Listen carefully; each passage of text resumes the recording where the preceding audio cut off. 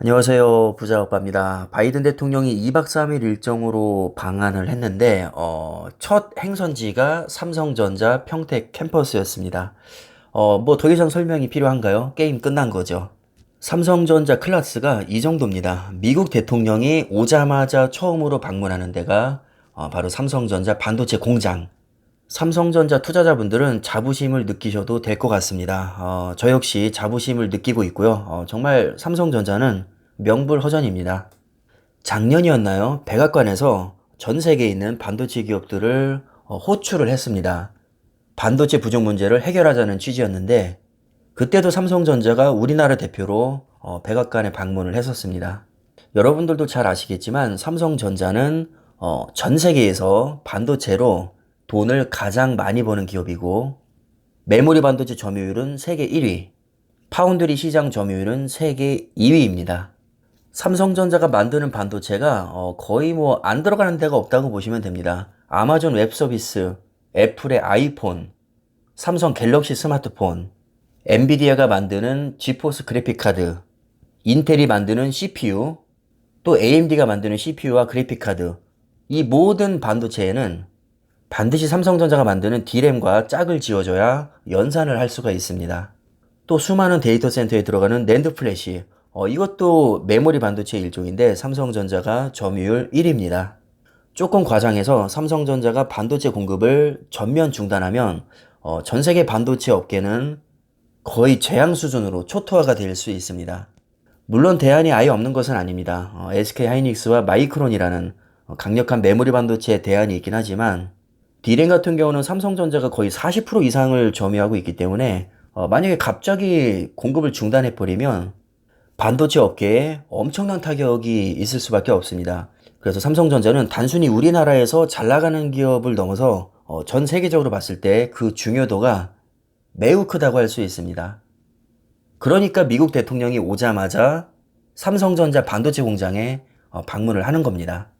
지금 평택 캠퍼스에 P3 라인이 올라가고 있는데 70만 제곱미터 규모의 세계 최대 규모를 자랑합니다.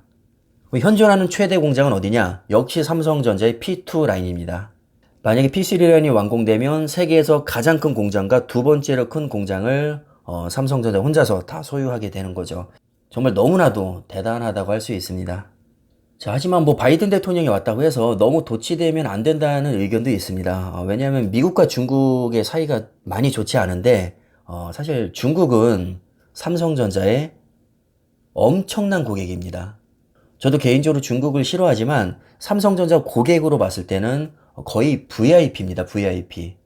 그래서 삼성 입장에서도 조금 애매하긴 하죠. 너무 미국 편을 들자니 또 중국이 걸리고, 그렇다고 중국이랑 손을 잡자니 미국에서 대놓고 뭐 미국 기술이 들어간 장비를 사용할 수 없게 하고, 예전에 한창 화웨이 문제로 좀 골치를 썩은 적이 있습니다. 뭐 어찌됐든 바이든 대통령이 한국에 오자마자 삼성전자 반도체 공장에 방문한 것은 그 자체로 굉장히 상징적인 의미가 있다고 보고요. 사실 이럴 만한 이유가 뭐 있긴 합니다. 삼성전자가 미국 텍사스주 테일러시에 21조를 들여서 파운드리 공장을 이제 짓기로 했는데 2023년에 가동될 예정입니다. 불과 2년밖에 남지 않았고 아마 추가 투자도 들어갈 가능성이 높습니다.